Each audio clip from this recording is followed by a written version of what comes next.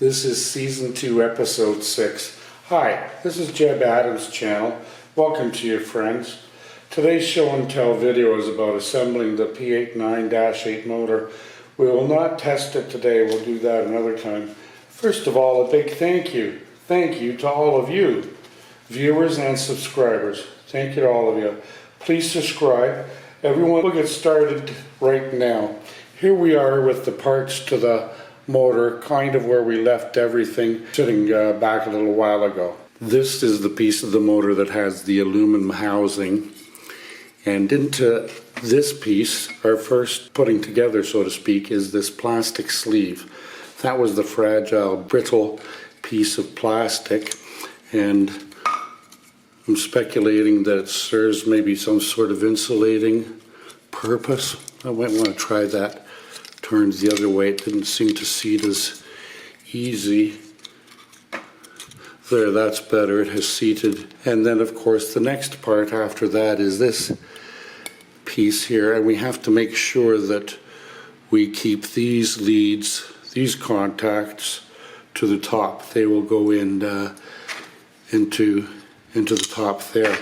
These two will go down where the brushes are. They connect to the terminals for the brushes. That's how we know to orient it, that it goes up on that way. Now the shim, it is going to need to be placed into that space there. Okay, I'm happy with that. I think that's good. Insulator, it's non-conductive, and it will go more in here because there's a cutout for it to go in there, but essentially it goes there to insulate the back of these wires so they don't short out on this or make it live and perhaps somebody could get a shock or what have you. So the next thing I'm going to try and do is get the contacts in, and these ones up top are usually somewhat simple or not all that difficult.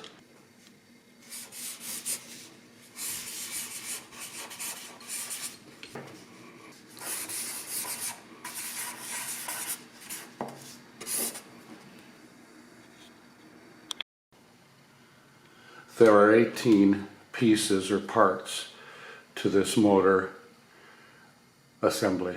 We have the aluminum casting. Inside we have the plastic sleeve. We have this part of the motor with all the copper windings and commutator. We also have the bakelite, the black bakelite casing on the other end of the motor. So that's 1, 2, 3, 4, 5, 6, 7, 8, 9, 10, 11, 12, 13, 14, 15, 16, 17, 18. So that's 18 pieces, not including the mounting bracket, which I put over there, and I'll just move to the side. As you can see down here, I am using the little tool jig or support jig that I had put together with tape and cardboard for installing the bottom bearing in the bakelite case. It also turns out that it fits well for this side of the case, and so I'm using that case to support it while I put these 4 leads in. And first we'll start by moving the shim in, by putting the shim in. Then we'll take the top terminals, which have the posts on them, and they go through there, like that, like that. That's how they're going to go. Now, if it becomes difficult to keep these in here while you put the other 2 leads in, just wrap a bit of tape, and that should hold it sufficiently. So next we're going to put the other 2 leads in, and then put these 2 contacts on the top.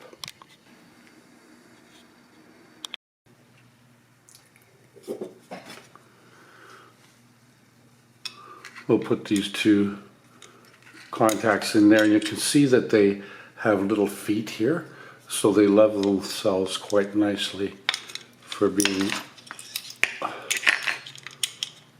put in there. The other thing to notice is that